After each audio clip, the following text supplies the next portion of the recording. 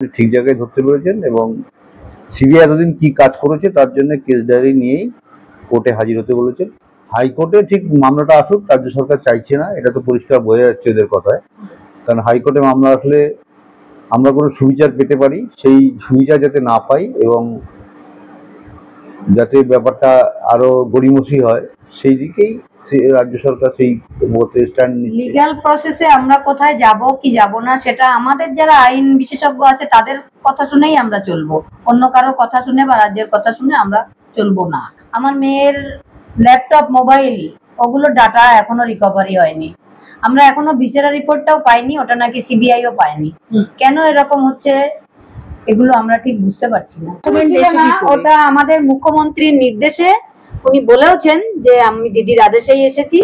কোনো কাগজপত্র যেমন ইনজুরি রিপোর্ট, যেমন ওই যে 4 নম্বর ফর্মটা ওটা নতুন করে জাল বানানো হয়েছে, ওই জন্যই ভয় পাচ্ছিল আরজিকর থেকে। কিন্তু ওরা যখন ওই স্পেশাল অর্ডার বার করে করিয়েছে, ওদের কোনো কাগজপত্রই লাগেনি। এতে বোঝা যায় যে আমাদের মুখ্যমন্ত্রী চাইলে সবকিছু নকল করতে পারেন। দিদির নির্দেশেই আমার মেয়ের দেহটা দ্রুত দাহ করা হয়েছে, দিদির নির্দেশেই হয়েছে। এখনো কয়েকজন বিদেশেও পালিয়ে আছে। সেই যে ভ্যানিলা বলে আমার মেয়ের, মনে হচ্ছে এখন মোটামুটি ঠিক জায়গায় ধরতে পেরেছেন এবং সিবিআই এতদিন কি কাজ করেছে তার জন্য কেস ডায়েরি নিয়েই কোর্টে হাজির হতে বলেছেন। গতকালই বলেছিলেন যে এই প্রশ্নগুলোর উত্তর তো এখনই, আপনার পুরো টিম আছেন, এখনই সব প্রশ্নের উত্তর দিতে পারেন, কিন্তু ওরা সময় চাইছিল, সেই জন্য শুক্রবার 28 তারিখ বিকেল 3:30টার সময় পরবর্তী শুনানি দিন ধার্য করে এই প্রশ্নগুলো উত্তর নিয়ে আসতে হবে এবং সমস্ত এন্টায়ার যারা তদন্ত করছে সব টিমকে, পুরো টিমকে কোর্টে হাজির থাকতে বলেছে। এই যে সময় চাওয়া হলো সিবিআই এর পক্ষ থেকে, তাতে আইনজীবী রাজদীপ মজুমদার এই সিবিআই এর পক্ষ থেকে সময়টা চেয়েছিলেন। সিবিআই প্রথম থেকে যখন এর আগেও শিয়ালদা আদালতে যখন সাপ্লিমেন্টারি চার্জশিট জমা দেয়নি, তখন অনির্বাণ দাসের কাছে অনির্বাণ দাস প্রশ্নটা তুলেছিলেন, তখন ওনার কাছে 90 দিন সময় চেয়েছিল, কিন্তু উনি বলেছেন সময় দেওয়া যাবে না, তোমরা যেটা করছো তাড়াতাড়ি করো। সিবিআই সবসময় ব্যাপারটাকে ঝুলিয়ে রাখার চেষ্টা করছে। কিন্তু এতদিন হয়ে গেল, সিবিআই আবার সময় চাইছে, অথচ হাইকোর্টের পক্ষ থেকে কিন্তু আপনি এক্ষুনি বলেন যে হাইকোর্টের পক্ষ থেকে এই প্রশ্নটা করা হয়েছে যে যদি সবাই তৈরি থাকে অফিসে, তাহলে সেক্ষেত্রে এত সময় লাগার কি দরকার? কেন এই সময়টা চাইছে সিবিআই, কি মনে হচ্ছে? আবার ব্যাপারটাকে ঝুলিয়ে রাখবে। সিবিআই ঠিক মতো কাজ করছে কিনা সেটা আমরা শুক্রবার দিনই বুঝতে পারবো। না, ঝুলিয়ে রেখে সিবিআই এর কি লাভ, কি লোকসান, সেটা তো প্রশ্ন উঠে যাচ্ছে। সেটার প্রশ্নের উত্তর তো আমরাও জানি না। এই জন্য এই প্রশ্নের উত্তর খোঁজার জন্যই তো আজকে সুপ্রিম কোর্ট, কালকে হাইকোর্ট, পরশুদিন সিবিআই ডিরেক্টর, এইসব করছি আমরা। সিবিআই ঠিক কোথায় আটকে আছে সেই জিনিসটা আমরা ঠিক বুঝতে পারছি না। রাজ্যের পক্ষ থেকে আইনজীবী কল্যাণ বন্দ্যোপাধ্যায় তিনি জানিয়েছেন যে নতুন কোনো তদন্তে রাজ্যের আপত্তি নেই, তবে তার প্রশ্ন, আদালত কি ট্রায়ালের পর কাউকে ফের তদন্তের কথা বলতে পারে? ট্রায়াল কোর্টের কাছে কেন যাননি কলকাতা? এই যে কল্যাণবাবু এই মন্তব্যটা করেছেন, এই বিষয় নিয়ে কি বলবেন? এই বিষয় নিয়ে একটাই কথা বলবো, 9 আগস্ট যে রাজ্য সরকার যে স্ট্যান্ড ছিল, আজকে 7.5 মাস পরও সেই একই জায়গায় রাজ্য সরকার দাঁড়িয়ে আছে। বিচার দেবো, অভয়ার বিচার আমরা চাই সবসময়, সবাই বলে, কিন্তু যাতে বিচার না পাই সেই ব্যবস্থাও যাতে করতে পারে সেই ব্যবস্থাটাও করে। এই যে কল্যাণবাবু যে মন্তব্যটা করেছেন সেটা তারই পরিষ্কার, তারই প্রতিফলন যে রাজ্য বিচার নিয়ে কি প্রহসন করছে সেটারই প্রতিফলন আপনার মনে হয়? আচ্ছা, রাজ্যের প্রশ্ন যে 1 বছর ধরে সিবিআই কি করছে সেটা মানুষ জানতে চায়, যেটা কিন্তু আপনাদেরও প্রশ্ন যে সিবিআই কোনো কাজ কিছু করছে না, এটা রাজ্যও প্রশ্ন তুলেছে। 15 দিনের মধ্যে শেষ করতে চাইলে আমাদের কোনো আপত্তি নেই, বিশেষ আদালত কি এর অনুমতি দিতে পারে? রাজ্যের প্রশ্ন, পরিবার হাইকোর্টে কেন এসেছে, বিশেষ আদালতে কেন আবেদন জানাচ্ছে না? রাজ্যের তরফে এই যে প্রশ্নগুলো উঠে আসছে, এ নিয়ে কি বলবেন? হাইকোর্টে ঠিক মামলাটা আসুক, রাজ্য সরকার চাইছে না, এটা তো পরিষ্কার বোঝা যাচ্ছে এদের কথায়। কারণ হাইকোর্টে মামলা আসলে আমরা কোনো সুবিচার পেতে পারি, সেই সুবিচার যাতে না পাই এবং যাতে ব্যাপারটা আরো গড়িমসি হয় সেই দিকেই রাজ্য সরকার সেই স্ট্যান্ড নিচ্ছে। লিগ্যাল প্রসেসে আমরা কোথায় যাব কি যাব না সেটা আমাদের যারা আইন বিশেষজ্ঞ আছে তাদের কথা শুনেই আমরা চলবো, অন্য কারো কথা শুনে বা রাজ্যের কথা শুনে আমরা চলবো না। অন্যদিকে যেটা দেখা যাচ্ছে যে প্রথম থেকেই আপনারা দাবি করে আসছিলেন যে সিবিআই কিন্তু এই যে ঘটনাটা, এটা কিন্তু একার পক্ষে করা সম্ভব না, এটা প্রথম থেকে আপনারা বলেছেন। এবং সিবিআই যে গড়িমিশি করছে, বা আপনারা যাদের কথা বলেছিলেন অভয়ার এইরকম ঘটনার ক্ষেত্রে যাদেরকে জেরা করতে পারে সিবিআই, যাদের নামের লিস্ট আপনারা দিয়েছেন, তাদেরকেও সিবিআই ডাকেনি বলে আপনারা বারবার বলেছিলেন। প্রকৃত দোষীদের আড়াল করা হচ্ছে এমন অভিযোগের কথাও আপনারা বলেছিলেন। এখন প্রশ্নটা হচ্ছে যে সিবিআই তদন্ত প্রক্রিয়ার মধ্যে সকলকে যুক্ত করছেন না বলে অভিযোগ ছিল আপনাদের। এদিন প্রথম শুনানিতেই বিচারপতি যখন এই গুরুত্বপূর্ণ প্রশ্নগুলো তুললেন, তখন আপনাদের সিবিআই এর বিরুদ্ধে, তখন আপনাদের কি মনে হচ্ছে যে এবারে তদন্তটা সঠিক পথে এগোবে? হয়তো এগোবে, কিন্তু অতটা সোজা হবে না। বাধা সবার সিবিআইও যে কোথায় বাধা আমরা ঠিক বুঝতে পারছি না, কারণ সেই প্রায় 8 মাস হতে গেল আমার মেয়ের ল্যাপটপ, মোবাইল, ওগুলো ডাটা এখনো রিকভারি হয়নি। আমরা এখনো ভিসেরা রিপোর্টটাও পাইনি, ওটা নাকি সিবিআইও পায়নি। কেন এরকম হচ্ছে এগুলো আমরা ঠিক বুঝতে পারছি না। এই ভিসেরা রিপোর্ট আমরা এখনো পাইনি। সিবিআই কে জিজ্ঞেস করলাম, বললো ওরা ভিসেরা রিপোর্টের কথা বলতে আমাদের মনে হলো যে আপনার সঙ্গে এই বিষয়টা নিয়ে আরেকবার প্রশ্ন করা উচিত। এর আগের বারে যখন আপনাদের সঙ্গে কথা বলতে এসেছিলাম, অফ দ্য রেকর্ড আপনাদের সঙ্গে কথা হচ্ছে, তখন আপনারা দুঃখ করছিলেন যে এখনো পর্যন্ত ডেথ সার্টিফিকেট পেলাম না মেয়ের। এবং তারপরেই আমরা দেখলাম যে ডেথ সার্টিফিকেট আপনার বাড়ি বয়ে দিয়ে গেলেন, বাড়িতে এসে দিয়ে যাওয়ার অঙ্কটা ঠিক কি, এতদিন পর্যন্ত ডেথ সার্টিফিকেট পাওয়া যাচ্ছিল না, এত টালবাহানা, এত গড়িমসি, তারপরে শেষে বাড়ি বয়ে এসে ডেথ সার্টিফিকেট দিয়ে যাওয়া, এই অঙ্কটা ঠিক আমরা বুঝতে পারছি না। আপনারা বুঝতে পেরেছেন? এটা সুপ্রিম কোর্ট থেকে হাইকোর্টে আসলে রাজ্য সরকার একটু নড়ে চড়ে বসেছে, তারই প্রতিফলন। কারণ তিমির বলে একজনকে আমরা দায়িত্ব দিয়েছিলাম, ও 6 বার গেছে, একবার আরজিকর, একবার বড় অফিস, একবার স্বাস্থ্য দপ্তর, 3 জায়গা ঘোরাফেরা করছে। আমরা এমএসবিপি কেও ফোন করছি যে ওটা আমাদের দরকার, খুব প্রয়োজনীয়, ওটা এখন হয়ে পড়েছে আমাদের কাছে। এই দেখছি আমরা আজকেই করে ফেলবো, তিমিরদা এলেই হয়ে যাবে, এরকম বলছিল। কিন্তু যে ডাটা এন্ট্রি করে আরজি করে, সে বলছে কিছুতেই হবে না, যেহেতু সমস্ত কাগজপত্র নেই। 1 নম্বর, 2 নম্বর, 3 নম্বর, 4 নম্বর করে যে কাগজপত্রগুলো লাগবে সেগুলো ওদের কাছে ছিল না। হঠাৎ করে একদিন তিমির যায় এবং বলে, ও 4 নম্বর কাগজটা তো আমাদের কাছে আছে। বলে তাই? তা এতদিন তো আমরা ঘুরছিলাম, পাচ্ছিলাম না, দেখান। উনি একজনকে অর্ডার করলো, নিয়ে আসলো, ওটা পাওয়া গেলে তখন বললেন যে তাহলে আর কোনো অসুবিধা রইলো না, হসপিটাল থেকে দিয়ে দেওয়া হোক।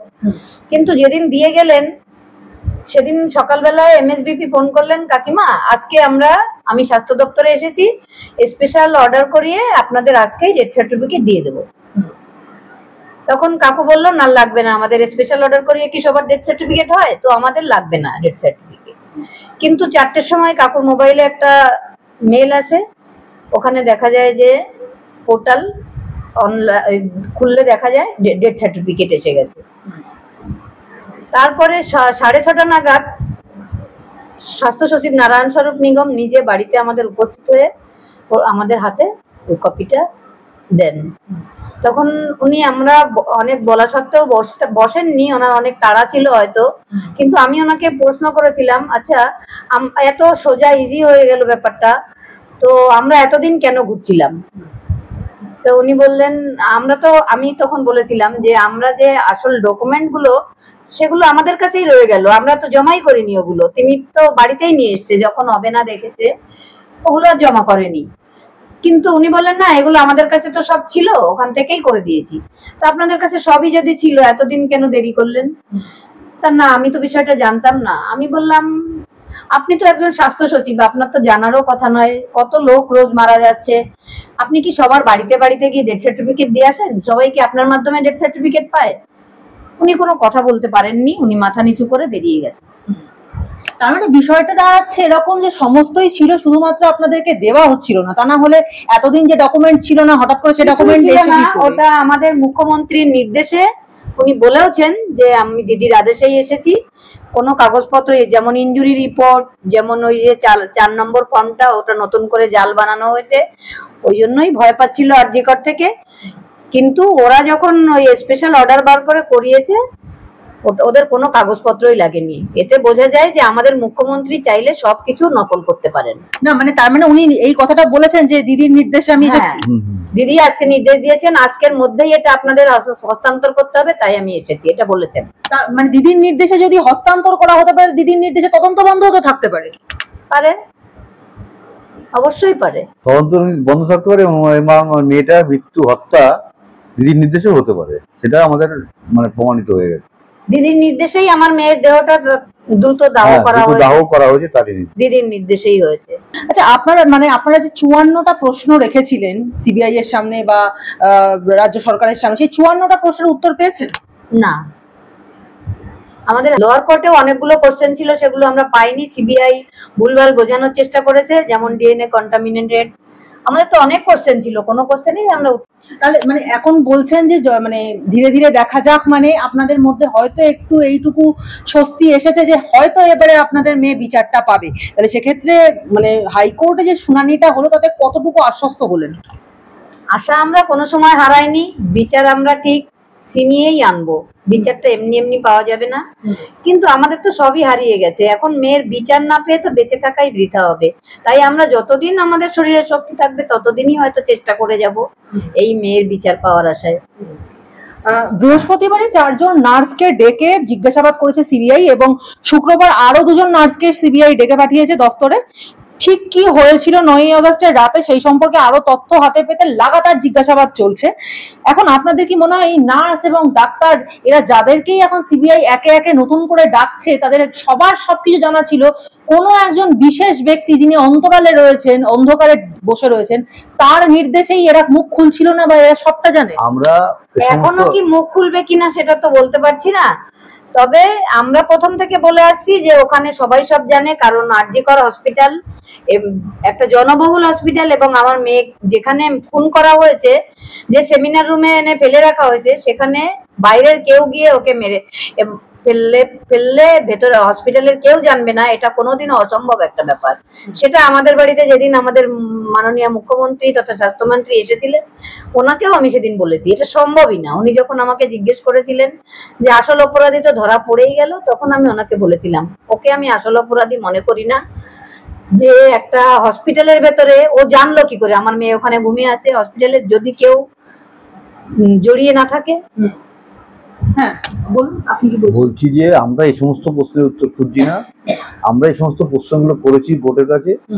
কোর্ট কোথা থেকে উত্তর দেবে, কিভাবে উত্তর দেবে, এবং কোর্টকে আমরা বলেছি এই যে জিজ্ঞাসাবাদ যেটা এতদিন পরে কেন করা হচ্ছে কোর্টের কাছে, আমরা এই প্রশ্নটা গতকাল রেখেছিলাম এবং কোর্ট সেটারও আশা করছি কেস ডায়েরি এলে এর উত্তরগুলো আমরা কিছুটা পরিষ্কার বুঝতে পারবো। পানিহাটির নতুন পুরপ্রধান হলেন প্রাক্তন ভাইস চেয়ারম্যান সোমনাথ দে, এবং এই সোমনাথ দের ভূমিকা নিয়েও প্রশ্ন উঠেছিল। এটাও কি তাহলে আপনার মনে হয় যে প্রাইজ পোস্টিং? কারণ ওনাকে ছেড়ে অন্য কাউকে কি আর এই পোস্টের জন্য ধরা যেতে পারতো না? ওনাকে কি এটা নতুন করে একটা পুরস্কার দেওয়া হলো? হ্যাঁ, অবশ্যই ওকে পুরস্কার দেওয়া হয়েছে, যেহেতু এটা আমাদের মুখ্যমন্ত্রীর সঙ্গে এরকম চুক্তি ছিল যে এই কাজটা তুই করে দে, তাহলে আমি তোকে একটা ভালো প্রাইজ পোস্ট দেবো। সেই অনুযায়ী ওকে চেয়ারম্যান করা হয়েছে, যেহেতু আমার মেয়ের দেহ অতি দ্রুত দাহ করতে সরকারের নির্দেশ পালন করেছিল সেই জন্য। অভয়ার সাথে যেদিন মানে সেদিনকে ঘটনার দিন রাতে যারা ছিল তাদেরকে কি এখনো ডাকা হয়েছে? তাদের ডাকা হয়েছে এবং বলছে তো পলিগ্রাফ টেস্ট করা হয়েছে, ভয়েস স্যাম্পল টেস্ট করা হয়েছে এবং এই সমস্ত বলছে সিবিআই, কিন্তু তার পরিষ্কার কোনো নথি আমরা এখন আজ পর্যন্ত দেখতে পাইনি। একটা উড়ো খবর ছড়িয়ে বেড়াচ্ছে যে বেশ কয়েকজন নার্স তাদের কাছে নাকি সেই রাতের ভিডিও ফুটেজ পর্যন্ত রয়েছে, তারা নাকি সেই রাতে কি হয়েছে সেটার সম্পূর্ণ প্রত্যক্ষদর্শী। এই সম্বন্ধে আপনারা কিছু জানতে পেরেছেন? না, আমরা কিছু জানি না এবং নার্স তো সংবাদ মাধ্যমে স্বীকারই করেনি যে তার কাছে কোনো ভিডিও আছে।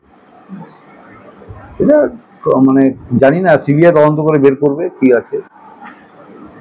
সিবিআই তদন্ত করলে সবই বের করতে পারবে যদি চায়। এখনো কয়েকজন বিদেশেও পালিয়ে আছে।